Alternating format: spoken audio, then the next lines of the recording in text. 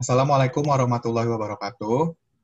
Perkenalkan kami dari kelompok 2 dengan anggota yaitu saya Novar Ramadan Setiawan, Sekar Arum Cahya Ningtyas, Rara Asra Lutfi Saskia, Almas Firosmona Yuniar, dan Holifah.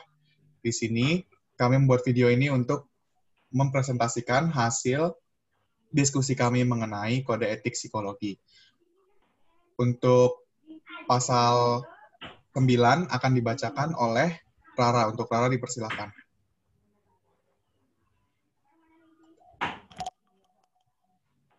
Pasal 9. Dasar-dasar pengetahuan ilmiah dan sikap profesional.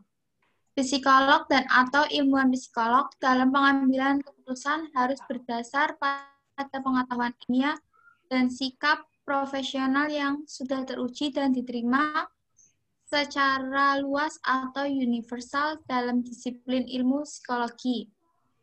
Kesimpulan, seorang psikolog mengadakan pengetahuan yang diperoleh secara ilmiah dan profesional sebagai dasar keputusannya, sehingga seorang psikolog tidak boleh sembarangan dalam pengambilan keputusan. Contoh penerapan, Diba adalah seorang psikolog. Sebelum mendiagnosa klien, ia terlebih dahulu mencari sumber ilmu kasus kliennya. Contoh pelanggaran, Diba seorang psikolog memberi diagnosa kepada klien berdasarkan keinginannya sendiri tanpa melihat sumber ilmiah tentang kasus kliennya.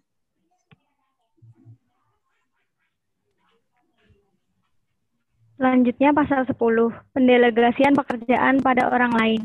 Psikolog dan atau ilmuwan psikologi yang mendelegasikan pekerjaan pada asisten, mahasiswa, mahasiswa yang disupervisi, asisten penelitian, asisten pengajaran, atau kepada jasa orang lain sebagai penerjemah, perlu mengambil langkah-langkah yang tepat untuk menghindari pendelegasian kerja tersebut kepada orang yang memiliki hubungan ganda dengan yang diberikan layanan psikologi yang mungkin akan mengarah pada eksploitasi atau hilangnya objektivitas. Yang B, memberikan wewenang hanya untuk tanggung jawab, di mana orang yang diberikan pendelegasian dapat diharapkan melakukan secara kompeten atas dasar pendidikan. Yang C, memastikan bahwa orang tersebut melaksanakan layanan psikologi secara kompeten. Kesimpulannya, dalam pendelegasian tugasnya, seorang psikolog atau ilmuwan psikologi tidak boleh sembarangan dalam memilih seseorang yang akan membantu pekerjaannya. Haruslah dicari seseorang yang profesional dan kompeten sesuai dengan RUU tentang profesi psikologi pasal 1.4, yaitu asisten psikologi adalah seseorang yang mempunyai gelar sarjana psikologi dan lulus uji kompetensi pada kompetensi dasar profesi psikologi dan membantu pekerjaan psikolog. Dalam memilih asisten, seorang psikolog harus mencermati latar belakang dan kemampuan calon asisten yang sesuai dengan bidang psikologi dan nantinya dapat bekerja dengan penuh tanggung jawab dan tidak merugikan pengguna layanan psikologi. Contoh penerapannya, Rudy sedang membutuhkan seorang asisten psikologi karena ia mencari seseorang yang berkompeten dan memiliki pengalaman di bidang psikologi sebelumnya. Akhirnya, ia mengangkat seorang temannya yang juga lulusan profesi psikologi agar ikut membantu pekerjaannya sebagai asisten psikolog. Kemudian, contoh pelanggaran. Pak Ali menyerahkan tugasnya kepada Budi untuk menangani pasien yang akan melakukan psikotes. Padahal Budi tidak memiliki pengalaman psikotes sebelumnya, sehingga ia hanya mengawasi dan tidak melakukan tugasnya dengan benar karena tidak memahami apapun. Lalu, pasal 11 mengenai masalah dan konflik personal. Bunyinya yang pertama adalah psikolog dan atau ilmuwan psikologi menyadari bahwa masalah dan konflik pribadi mereka akan dapat mempengaruhi efektivitas kerja. Dalam hal ini, psikolog dan atau ilmuwan psikologi mampu menahan diri dari tindakan yang dapat merugikan pengguna layanan psikologi serta pihak-pihak lain sebagai akibat dari masalah dan atau konflik pribadi tersebut. Yang kedua, psikolog dan atau ilmuwan psikologi berkewajiban untuk waspada terhadap tanda-tanda adanya masalah dan konflik pribadi. Bila hal ini terjadi, sesegera mungkin untuk mencari bantuan atau melakukan konsultasi profesional untuk dapat kembali menjalankan pekerjaannya secara profesional. Psikolog dan atau ilmuwan psikologi harus menentukan akan membatasi, menangguhkan, atau menghentikan kewajiban layanan psikologi tersebut. Kesimpulannya, seorang psikolog harus sadar apakah ada masalah atau konflik dalam dirinya yang dapat mempengaruhi efektivitas kerjanya. Psikolog harus waspada terhadap terjadinya konflik atau masalah personal dalam dirinya untuk menghindari terjadinya sesuatu yang dapat merugikan. Jika ada masalah atau konflik personal pada seorang psikolog, maka secepatnya harus mencari bantuan atau melakukan konsultasi dengan seorang profesional agar dapat melakukan pekerjaannya kembali. Dan ia harus menentukan apakah ia akan membatasi, menangguhkan, atau menghentikan layanan psikologi yang seharusnya ia berikan. Contoh penerapannya, yaitu seorang psikolog sedang mengalami permasalahan dalam rumah tangganya. Akibatnya ia mengalami stres berat.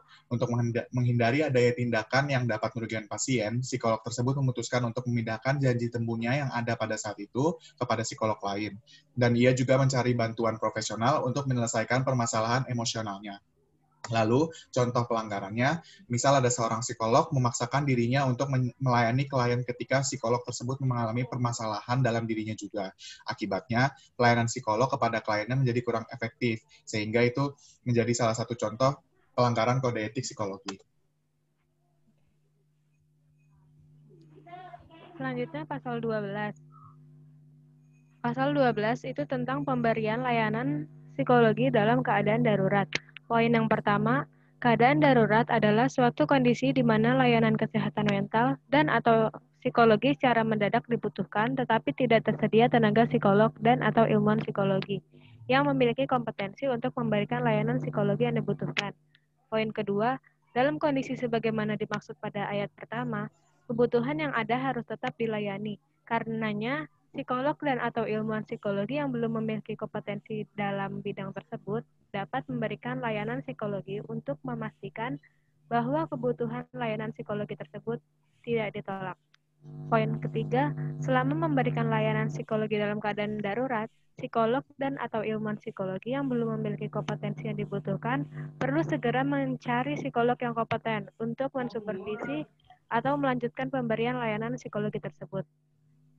Poin 4, apabila psikolog dan atau ilmuwan psikologi yang lebih kompeten telah tersedia atau kondisi darurat telah selesai, maka pemberian layanan psikologi tersebut harus dialihkan kepada yang lebih kompeten atau dihentikan segera. Kesimpulan dari pasal 12 ini yaitu seorang psikolog atau ilmuwan psikologi tidak boleh melayani hal yang bukan merupakan bagiannya. Ia boleh melayani jika keadaan darurat, tetapi harus segera menghubungi seseorang yang memang ahli di bidangnya, agar si klien tersebut mendapatkan bantuan yang sesuai. Contoh penerapannya yaitu seorang asisten psikolog melayani klien saat psikolog seniornya sedang ada tugas lain. Di sisi lain, si asisten tersebut juga harus menghubungi seniornya. Saat seniornya sudah datang, si asisten tersebut harus segera menyerahkan tugasnya kepada seniornya. Contoh pelanggaran dari pasal ini yaitu ketika seorang asisten psikolog tersebut merasa mampu menangani sang klien, dan ia tidak segera menghubungi seniornya atau tidak menyerahkan tugasnya kepada seniornya. Hal ini sudah jelas merupakan pelanggaran kode etik.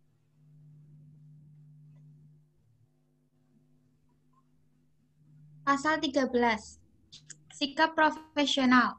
Psikolog dan atau ilmuwan psikologi dalam memberikan layanan psikologi baik yang bersifat perorangan, kelompok, lembaga, atau organisasi institusi harus sesuai dengan keahlian dan kewenangannya serta berkewajiban untuk A. Mengutamakan dasar-dasar profesional. B. Memberikan layanan kepada semua pihak yang membutuhkannya.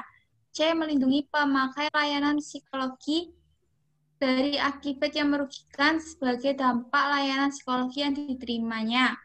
D. Mengutamakan ketidakberpihakan dalam kepentingan memakai layanan psikologi serta pihak-pihak yang terkait dalam pemberian pelayanan tersebut. E. Dalam hal pemakai layanan psikologi menghadapi kemungkinan akan terkena dampak negatif yang tidak dapat dihindari akibat pemberian layanan psikologi yang dilakukan oleh psikolog dan atau ilmuwan psikologi, maka pemakai layanan psikologi tersebut harus diberitahu. Kesimpulan, seorang psikolog dalam memberikan pelayanan harus mengutamakan dasar-dasar profesional. Mereka juga harus bersikap adil dan tidak memihak klien atau membedakan klien berdasarkan budaya dan agamanya. Seorang psikolog Juga diharapkan sebelum melakukan pelayanan agar memberitahu klien tentang dampak buruk dari pelayanan tersebut. Contoh penerapan. Adit adalah seorang psikolog, ia melayani semua kliennya dengan cara yang sama, tanpa membeda-bedakan satu dengan yang lainnya. Contoh pelanggaran. Adit adalah seorang psikolog. Ia tidak mau memberi pelayanan kepada orang yang beragama Kristen karena dirinya beragama Islam. Seharusnya Adit tidak boleh membeda-bedakan yang orang berdasarkan agamanya seperti itu. Lalu pasal 14 mengenai pelecehan. Poin yang pertama berbunyi, pelecehan seksual, psikolog dan atau ilmuwan psikologi dalam penerapan keilmuannya tidak terlibat dalam pelecehan seksual. Tercakup dalam pengertian ini adalah permintaan hubungan seks, cemburuan fisik, perilaku verbal atau nonverbal yang bersifat seksual yang terjadi dalam kaitannya dengan kegiatan atau peran sebagai psikolog dan atau ilmuwan psikologi. Pelecehan seksual dapat terdiri dari satu perilaku yang intens atau parah, atau perilaku yang berulang, bertahan atau sangat meresap, serta menimbulkan trauma. Perilaku yang dimaksud dalam pengertian ini adalah tindakan atau perbuatan yang dianggap tidak dikehendaki, tidak sopan, dapat menimbulkan sakit hati atau dapat menimbulkan suasana tidak nyaman, rasa takut, mengandung permusuhan yang dalam hal ini psikolog dan atau ilmuwan psikologi mengetahui atau diberitahu mengenai hal tersebut, atau bersikap keras atau cenderung menjadi kejam atau menghina terhadap seseorang dalam konteks tersebut.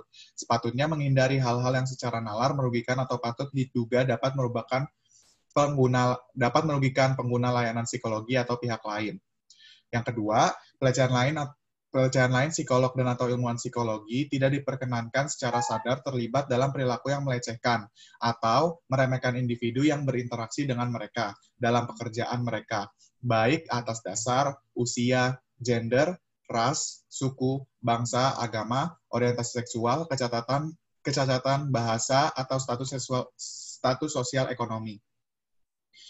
Lalu kesimpulan dari pasal tersebut adalah, yang pertama, seorang psikolog harus menjalankan pekerjaannya secara profesional, sebagaimana diatur dalam pasal 294 ayat 2 Kitab Undang-Undang Pidana Hukum, KUHP, pelecehan seksual adalah kejahatan terhadap kesusilaan.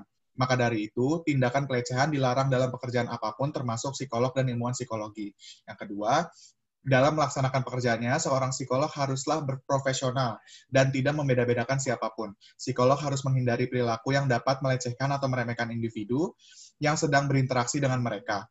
Sebagaimana manusia pada umumnya, tindakan membeda-bedakan antara suku, ras, agama, bangsa, orientasi seksual, dan lain-lain adalah tindakan yang tidak pantas dan sangat dilarang dan tidak sesuai dengan Bhinneka Tunggal Ika.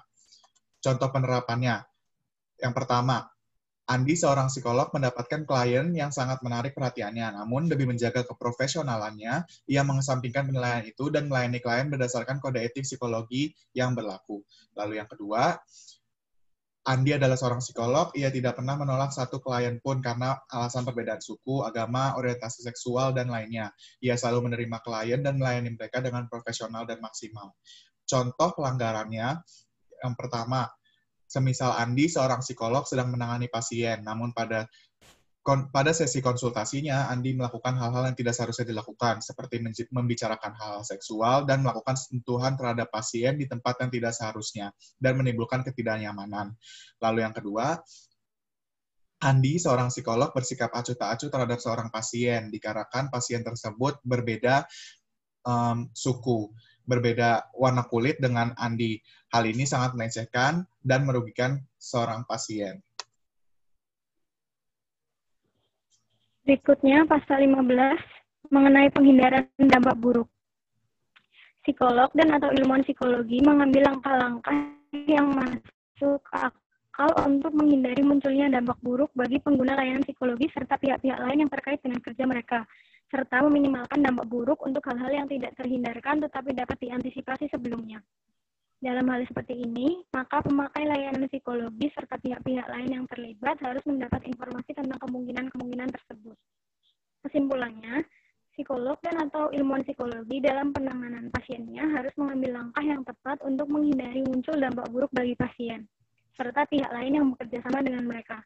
Seorang psikolog dan atau ilmuwan psikologi harus memberikan informasi mengenai kemungkinan buruk yang akan terjadi, namun dapat diantisipasi kepada para pengguna layanan psikologi. sesuai dengan RUU tentang profesi psikologi pasal 33 poin B, yaitu pengguna layanan jasa dan praktik profesi.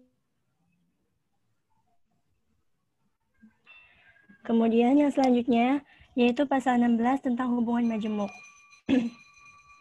Hubungan majemuk ini terjadi apabila psikolog dan atau ilmuwan psikologi sedang dalam peran profesionalnya dengan seseorang dan dalam waktu yang bersamaan menjalankan peran lain dengan orang yang sama. Nah, contoh Serta kemungkinan risiko yang akan terjadi setelah pengobatan tersebut.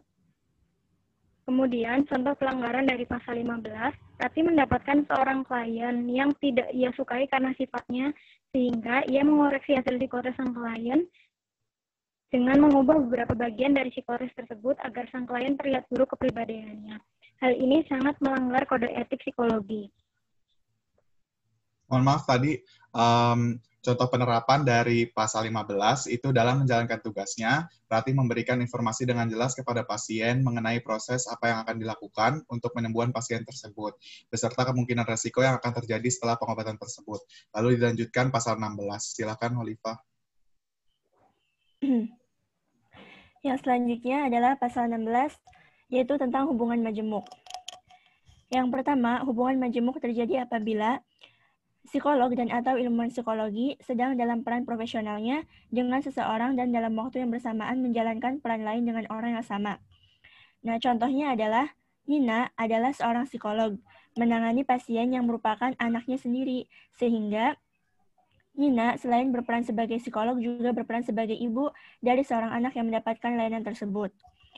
Yang selanjutnya, hubungan majemuk juga terjadi apabila psikolog dan atau ilmuwan psikologi dalam waktu yang bersamaan memiliki hubungan dengan seseorang yang secara dekat berhubungan dengan orang yang memiliki hubungan profesional dengan psikolog dan atau ilmuwan psikologi tersebut.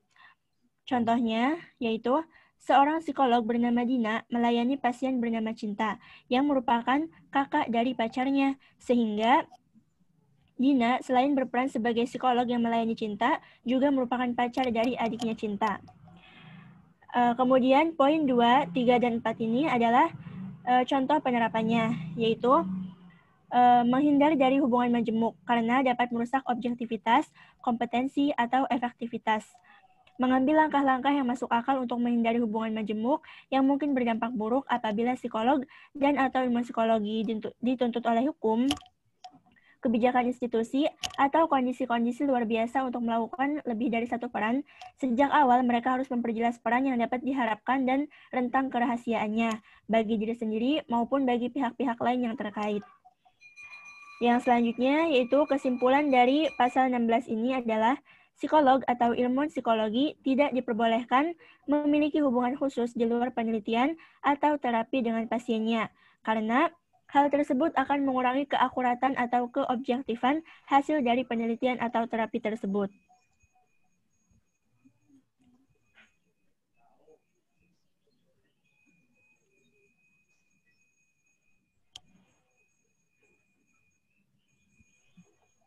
Holifah, contoh penerapannya udah? Sudah. Udah ya? Oke.